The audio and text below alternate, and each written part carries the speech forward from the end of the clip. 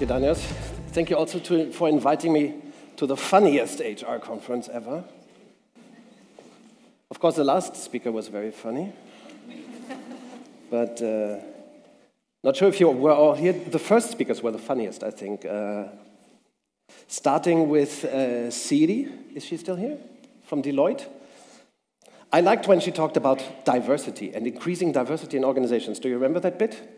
She was talking about diversity. I'm from Germany, and in Germany, when we think of diversity, we think first, well, women should be paid equally as men, because in Germany we pay women more, worse than men in the same positions and so on, which is outrageous. So I expected her to mention that, or I expected her to mention something like there are too few women in board positions or in directors' positions in companies, or I expected her to say something. This is about the first session. Siri from Deloitte, not sure if you remember. And I expected her to talk about immigration, for example, from Africa, and asylum-seeking people from Africa who will change the workforce in the future, of course, in all over Europe. But what did she say? And that was the funniest bit of today, I think. What did she say? She talked about increasing diversity because of robots in the workforce.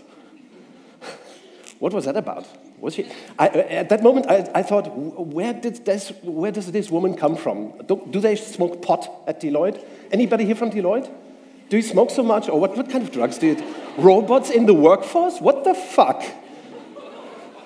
They watch too many movies at Deloitte, apparently. So it is not my... I'm not going to talk about, silliest tech stuff. The second speaker, Reza from Germany, of course, I'm very proud of this guy. Is he still here? No, he's gone as well. So I can talk badly of him as well. Reza, not sure if you remember, he talked about new technologies, and one of the technologies, I think, that worried me most, he said, okay, there is now a technology, a software piece that translates from other languages into your language and then talks with your voice. And I thought, who the hell will ever want that shit? Yeah? I do not want to hear my voice, a machine speaking in my voice from a language. So crazy technology. I don't want to talk about more crazy technology. I want to talk about people and HR in the age of complexity. I honestly believe that the solution to HR is not so much in tech, but maybe it is more in, I like this one more, maybe it's more in love, love for people instead of love for technology. Is that love? Yes, that's love, right? So I believe that the solution, or the future of HR in this age, in this era, is not in technology and apps and code, but in creating organizations that are fit for human beings, not for robots, That's just such a crazy idea. Okay, but anyways, I want to talk to you about the blue and the red. The blue and the red. I will later tell you what this is about. But first, a little riddle to start off in the afternoon with the serious stuff and so on. What is this? Anybody knows? Does anybody can anybody guess what this is? This is a metaphor for something. It starts on the left, and then it goes up to the top right. An idea becomes money. Yes. How do we call that when we do that in a company? It starts with an idea, and then it's worth money. How do we call that? Life? Prison? What? Business? Yes? Here's business. Here's no business yet. Here's an idea. Blink, idea. And at the end, we have innovation, right? It's important. In this age, in the age of complexity, innovation is important. Every innovation in the world starts with an idea. Individual people, like us, we have ideas. We don't need technology to have ideas. Ideas just come to mind. The only thing in the world that can generate ideas is people, not robots. Robots have no fucking clue of how to get an idea. Don't worry. If robots had ideas, they would destroy humanity. We all know that from this documentary called the Terminator series. There are many, many science fiction epics about robots and machines having ideas. Skynet is the machine in Terminator that has ideas. Or HAL 9000, do you know the machine HAL 9000? In a famous movie, 2001: Space Odyssey. It's a machine, it's a robot, it has the idea. Also, when machines have ideas, they always want to get rid of humanity. Well, they don't. That's just science fiction. In the real world, the only thing that can come up with ideas is human beings. Now, the dirty secret about organizations is that people in organizations, we all have ideas all the time. We cannot stop having ideas. Philosophically speaking, even emotions are ideas. So we have ideas about people, for example, all the time. Ideas, ideas, ideas, ideas.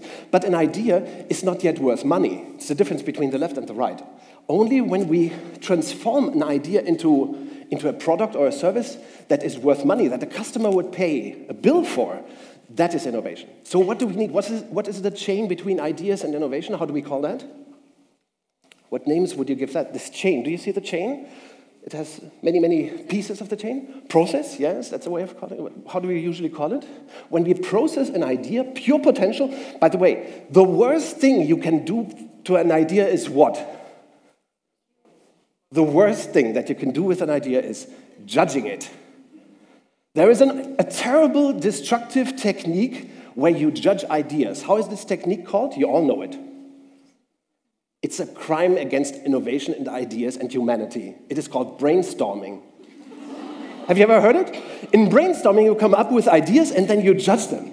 And everybody thinks that's fucking amazing. It's not. Because a Greek philosopher said, every idea, this is something to remember for your whole life.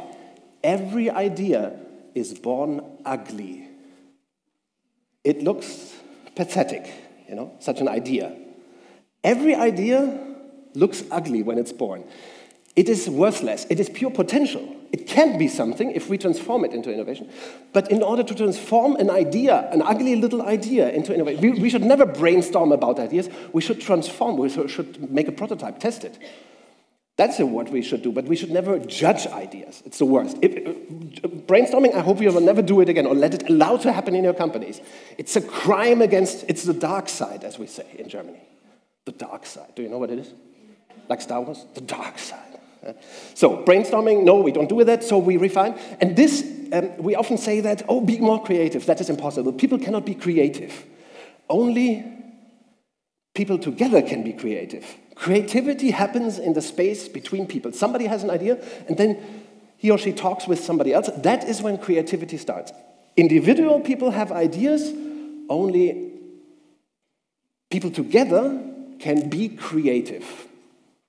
Creativity doesn't happen. It's not one person never one person is creative. That doesn't exist. It's just a beautiful myth that inventors invented things on their own. It never happened. Steve Jobs never invented the iPhone, by the way, either. So that's just a stupid myth. But anyways, this is the problem. Now you see what organizations are lacking, I hope. Organizations, the innovation problem in organizations doesn't come from a lack of ideas or stupid people. It comes from the fact that the most organizations, they are perfect in oppressing creativity. They don't let it happen. Creativity, it is a little chain. Do you see the pieces of the chain here? Every piece of the chain means a little defeat. It's not a victory. Every piece of the chain is a little defeat, a little losing. If you were not losing, then you would already be at the end and be having the valuable product, but we don't have. If you want to create innovation, ultimately, you have to go through a large chain of defeats. That's why innovation, the creativity process here, it sucks. It doesn't feel good, because it's a large chain of defeats. And corporations are usually bad at accepting defeat. We kill in creativity, we oppress it, because you cannot make mistakes and so on, and that's just the tragedy of innovation. Most organizations cannot create enough innovation because they do not allow, they suppress this, let's say, the art of intelligent defeat that we need in processes of creativity. And this is the problem, I think. Our organizations are run like machines. We think of organizations like chains of command and control. The lines in an org chart, and of course HR is usually a department or a silo in this kind of org chart. This kind of organization suppresses the social density, the creative dialogue needed to create innovation. Let's say this is a weapon of innovation mass destruction, or creative mass destruction. Yeah? Organizations, as we know them, are perfect to avoid innovation. Yeah? If you, do your organizations have org charts? Let's see your hands, please, if your organization has an org chart. I guess you are shy. Org charts belong on the garbage heap of history. They are bad, they are evil. But they weren't always. There was a time, it was called the Industrial Age, where org charts, they were not so bad. They were a little unhuman, like Soviet Stalinism, for example, but it still worked somehow. Yeah? It still worked. But then the Industrial Age ended, and this became an evil technology. I like to call an org chart, and what's behind this, the division between thinkers at the top and doers, that was invented for the Industrial Age by pioneers of management, pioneers of HR as well, like Frederick Taylor, Henri Fayol, or Elton Mayo. So this is really how we build organizations until this very day, and this has become a terrible mistake. Yeah? I like to say that management, the social technology, was born in the 1900s, 1911, around 1911, when Frederick Taylor published his legendary book, Principles of Scientific Management. And then management, 60 years later, in the 1970s, it died. Not managers. Managers are not the problem, but management, it became a zombie technology, an undead. You know, it's not dead. The management of social technology, it's more like zombie, not dead. You know, it's still walking. Management of social technology wants to bite you every day, you know. This is the killer of management. It is called complexity. Complexity killed management, the social technology, in the 1970s, so over 40 years ago. Over 40 years ago, management struck organizations. It hit organizations. I will try to show it to you, but to understand what happened around 40 years ago and the consequences, I will talk a little bit about the structural consequences and the consequences for HR and organizational design in this session. To appreciate why management, the social technology, is dead and evil these days, we have to first understand the difference between the blue and the red. Do you see it here? The blue and the red, they shake hands in work and value creation, in HR as well. We have both red and blue. The blue is the complicated, the red is the complex. Little explanation, let's start with something complex or complicated this time. We had this session in the morning where I already introduced this, some of you already know. But a nice example of something, a blue problem would be how to make a chocolate pie, yes, or how to make breakfast, or how to produce a product that you have already developed, how to produce it 1,000,000 times, like the Ford Model T that Ford produced in the 1920s and 30s. That's a blue problem. Blue problems are blue systems. Blue systems can be controlled from the outside, like a watch. A watch is a beautiful example of a complicated problem. A watch, it can be controlled from the outside, like any machine. You can put it on and off. Who here has kids? Kids? I do. It's horrible. They're not blue, you know. You cannot control them from the outside. I always say, what the hell are you doing? Yannick, his name is Yannick. What the hell are you doing? You've never done this before. Yesterday you did something stupid, but this is stupid as well. We talk like that. But he says the same thing about my work, so it's fair. So, but children, for example, they are not blue things. They cannot be controlled from the outside. They are not precise, exact, correct, or children cannot be broken, by the way. Red stuff, complex systems, they do not break. They can eventually die. That is possible. They can end, but they cannot break. Yeah? My watch can break, but your loved ones, a team, a market, they are complex. Complex systems, markets, the climate, a forest, a team. All of these things are actually, they are alive. In the domain of the red, things are alive. Yeah? Is that clear? I come from the city of Hanover. We once had, in the 1920s, there was a mass murderer in Hanover. He actually killed people, women. And he put them in freezers and so on, made sausage from it. It was 100 years ago, yeah? Really cool. This person transformed red systems in blue matter. You know, it's possible, but it's against the law. Don't do it. Yeah? And the other way around, machines cannot come to life. For example, machines are in the realm of the blue. We can solve problems with machines, yes, with algorithms and rules. For example, calculating or counting time. It's a blue problem. It can be done with watches. Yeah? Calculating balance sheets, blue problem can be done with accounting rules. Yeah? In the realm of the blue, rules, algorithms, machines can solve these problems, but in the realm of the red, something terrible, something different happens. What is it that happens in the red? Who remembers from the morning session? Surprise. In the realm of the red, these red systems, they produce surprise. How's the word in Lithuanian? It's probably unpronounceable for me, but okay, we can clarify that. Surprise. Yeah? So red stuff, like your loved ones or children, they surprise you, or teams or markets, clients, they surprise us. And there's only one thing in the world that can deal with surprises intelligently. What is it? People with ideas. The only thing that can deal with red problems, with surprising new problems, is people with ideas.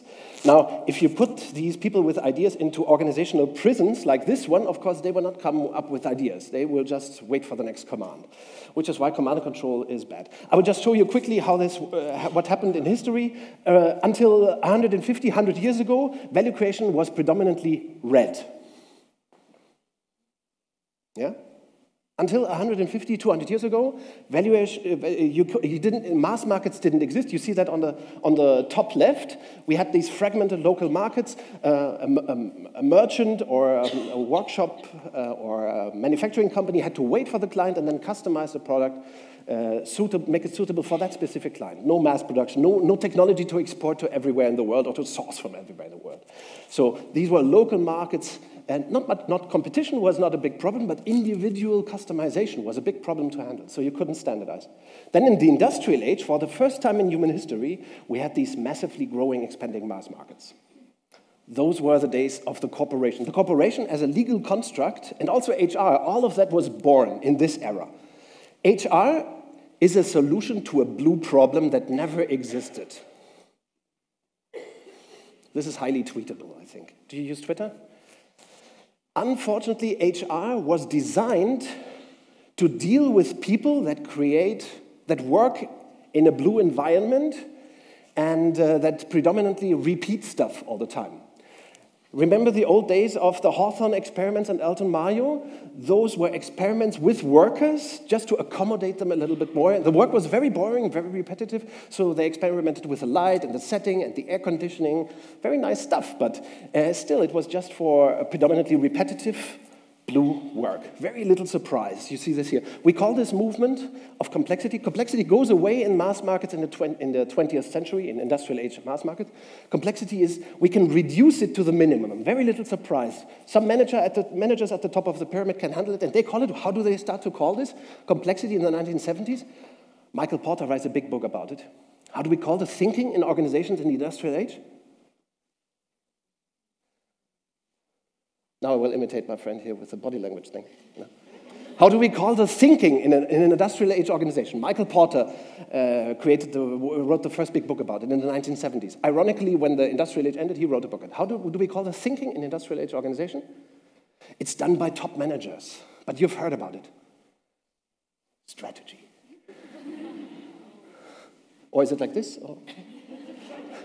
Strategy is because this division between thinking and doing, it becomes very annoying in the 1970s. You hear this, something changes. The markets change, they become dense, very highly populated. You see it here at the top. They become dense, highly populated, lots of competition, red markets with lots of surprise and dynamics. It's neither good nor bad, it's just a historical fact, you know. But in these markets, we want to make thinking sexy again. We call it strategy. That's just bullshit, but that's what it is. Thank you. So if you look at this, we call this the Taylor bathtub. Complexity, in the 1970s, complexity returns into work and value creation. This is the time when HR fights for survival in organizations, when, of course, a little later, Dave Ogerick invents business partners, but you are not partners. We still want to be on top of them, right? We want to be more strategic than them. Yeah? So there's this epic struggle in organizations about power. Ultimately, we still believe that organizations can be built like this. You know, this is the epic misunderstanding in organizations today. We think, you know, complexity returned into organizations. People have to deal with lots of surprises, but we don't let them. There are still the same rules, the same guidelines, the same policies, the same HR processes with which we try to run organizations. Yeah? Like HR people administer salaries. Do you do that? Do you administer salaries? Do you have salary ranges and job descriptions? And yeah, you have that? That, of course, is setting salaries, is that a blue problem or a red problem? Setting salaries? Setting salaries is a blue problem? Do you really think it's a blue problem? Setting salaries? Once again. Who sets the salary in today's organizations? Look at this. If markets become red and value creation becomes red, very complex, defining a salary for any one of you, is that a blue problem or a red problem? What do you think? Who dictates salaries in this time, today? Who dictates the salaries? The market. People, yes, well, people, yeah, job applicants, also you dictate the salaries, by the way. Ultimately, salaries are dictated by the market. But of course, HR says no. We have our structures and our, rank matrices, how we fake to. We try to, salary setting is really a red problem. There's a lot of surprise, a lot of individuality. In principle, everybody should have an individual salary. Everybody's different. But we fake that, no, the salary fits with the job description, and women have to be paid a little bit less, right? At least in Germany, sorry, it's not. I'm against that. But unfortunately, that's the reality. Until today, that we have to fight jointly, of course. We have to change the world. But if we want to solve red problems, we should use red method and not blue method. For example, the future, is that a red problem or a blue problem? I asked this in the first session as well, so some of you have heard it. The future, is that a red or a blue problem? The future. There is surprise in the future, right? So it's a red problem. And what are the methods that we use? Planning, and more planning. And planning is a blue activity. We plan. We fix expectations and negotiate expectations. We fix them, and that's blue. I call it bullshit method. Method that cannot work. Yeah? To solve red problems with blue method is just stupid, lazy, wasteful nonsense. We shouldn't do it. I will show you a little bit more about this. For the time being, we think that organizations can still be steered from the top down. It's just a beautiful illusion. By the way, I want to talk to you about organizational physics. Each of your organizations, every organization in the world has 3 structures, not one. This is what we all know, right? This is how we map organizations. Org chart with the boxes and the lines between. And the lines mean who is boss of whom. This structure, in science, we call it formal structure. Formal structure, it is good for one blue problem. To create one solution for a blue problem. And that problem is called compliance. To be within the law, to do accounting and external reporting and have contracts, all this kind of stuff is done, or to have a nominated CEO if you are a certain kind of legal entity. This kind of blue problem, legal problems, compliance problem, they can be solved within formal structure. But then there is a second structure, and everybody in an organization is part of this structure as well. How is this structure called? It's different, right? It looks different, like a network. The pyramid doesn't look like. Formal structure doesn't look like a network. It looks like a pyramid. And this structure, what's its name? What happens here? You know each other or you don't know each other. You like each other, you have the same background, you studied at the same university, of Kaunas, of course, or the better one in Vilnius here, or wherever you study. This is kind of, we come from the same neighborhood. We both like Barcelona, so we like each other. This kind of bullshit, This is where the social matter happens. I'm not judging it. Informal structure, as this is called, informal structure is neither good nor bad. It can have both kind of effects, but in itself, informal structure, it just is. It is neither good nor bad. Informal structure is like the social juice of the organization. As human beings, we cannot, except robots, of course, which are not human beings. As human beings, we cannot not socialize. Social structure, informal structure, extremely powerful. I'm not sure how you call it when somebody overhears the CEO saying something, maybe calling McKinsey or something, and you desperately want to take coffee with another person or smoke a cigarette with another person to tell her or him. How do you call it in Lithuania? Huh? In German, we call it Flurfunk. It's or water cooler conversations. Or the kind of, I always say, the larger the organization you work in, the more important it is to smoke. Because, of course, smokers, they form a very important entity, or drink coffee. It's very important in Lithuania, I noticed. Or better, drink coffee and tea to reach everyone. You know, if you want to be part of the social structure, information travels very, very fast here. Look, the boss sends an email to everyone that's much slower than this one here. It's much more to just smoke, you know, much faster to just smoke. So informal structure. But look, this is the fun thing. 2 structures already. Formal structure, every organization has it for compliance reasons. Informal structure, that's just the social part. But in none of these 2 structures, you can work. You cannot work in any of these structures. Work is never done in social structure, nor in formal structure. So how the hell does the work work? And there's a secret, there's a third structure. Few organizations understand this structure. Very, very few organizations. I would say among the very few big organizations that understand this kind of structure, Toyota should be highlighted. Toyota has a very good understanding. They call this structure flow. Because work and value creation, they always, in every organization, I'm a systems theorist, that's why I have to... This is very serious stuff. Every organization creates value like this, from the inside out. You see this peach-like thing here? Yeah?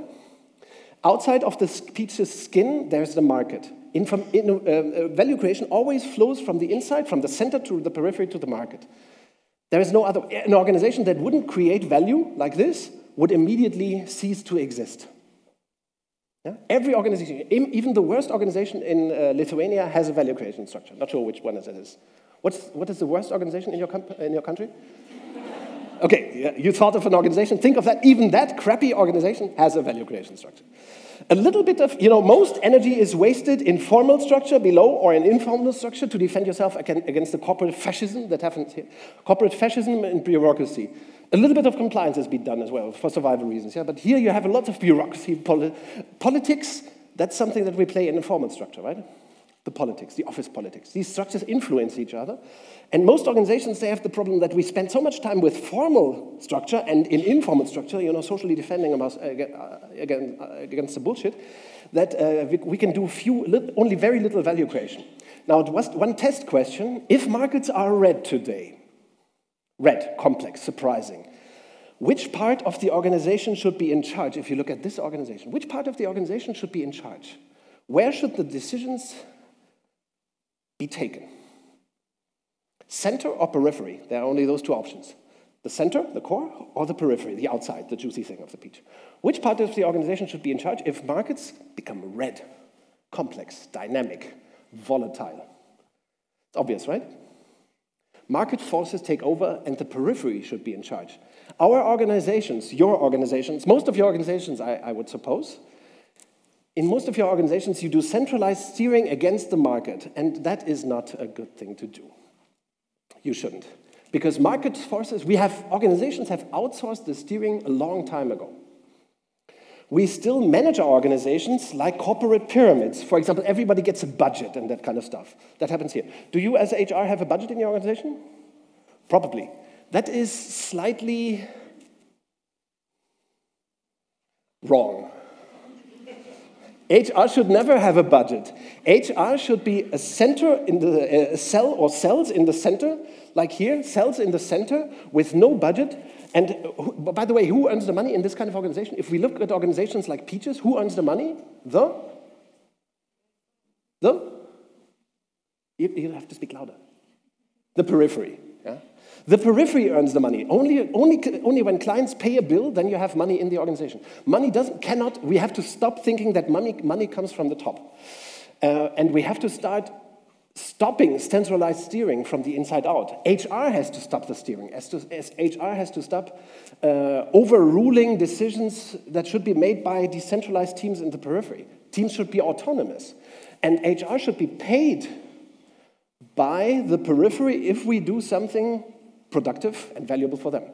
If this is right, what I'm just saying, but you don't have to trust me, of course. Don't believe me. But if this is right, if markets have become complex, then we should transform organizations from pyramid to peach, from left to right. We have created zombie organizations, centralized steered organizations. HR is a part of the steering, and we should decentralize them to make organizations work. And here's one thing that I would like to add. We use a lot of method in HR to centralize the organization, to centralize power. I will show you a couple of them. I already showed them in the very first session, but I will show them again. A lot of these techniques that you will see on the following slides are HR techniques that suck life out of the organization. I will give you one example here. This is all bullshit method, as I like to call it. There's a friend from Spain here in the audience. Herramientas de mierda. Shitty method. You know, all of this belongs on the garbage heap of history because it's based on centralized steering, and it confuses red problems it takes red problems for blue problems, which is a bad mistake. My favorite example, I already said that in the morning session, is performance appraisal. Imagine to say this to your loved one at home: honey, time for your annual appraisal. I will evaluate your performance, and it's very participative, and you know, we have certain key performance indicators. You performed well in some, and others not so. And we would never do that at home. At home, there is love sometimes. I mean, not always. There is love. In organizations, we take for granted that relationships should be hierarchical like that, and that we should judge behavior and performance from the top down. That is a nasty misunderstanding from the industrial age. That is a nasty misunderstanding from an age that comes from an age where value creation and work were predominantly blue. All these methods that you see here, some of them are in the realm, in your power. They should go away. Some organizations, of course, have done all that. They have cleansed their organizations from the bullshit method. This is the bullshit method, yeah? All of this is wrong. It's the dark side. We can discuss it later on, if you like, today or in the future. These are organizations that have gone beyond the bullshit.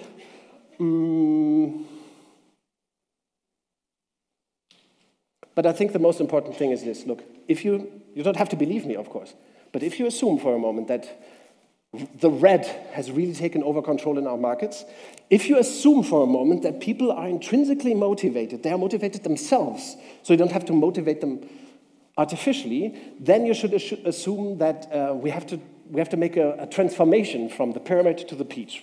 From the left, the industrial age model, a model sufficient for the industrial age, to a model on the right that is really fit for complexity and for human beings. And these are my suggestions to you. To sum it up, people are not the problem. The problem is the organizational models that we have created in the industrial age. We have been riding a dead horse in organizations. Top managers have done that, and HR has done this as well. I would argue that we have to work the system, not the people. Our systems, for example, sales departments, if you have a sales department in your organization, that should never have existed. It's just an illusion to steer salespeople from the top down, but they should be in charge. Sales teams or business teams should be in charge. So we have to stop working salespeople or people in the organization and start work the organization. I think HR already has a mandate for that. You have salaries, you earn salaries in your organizations because you are supposed to influence the organization, not just perform a shitty system. So thank you very much for your patience. Let's transform HR and organizations. Daniel, sorry for the timing. Oh, now I get an award. That's very nice. Thank you very much.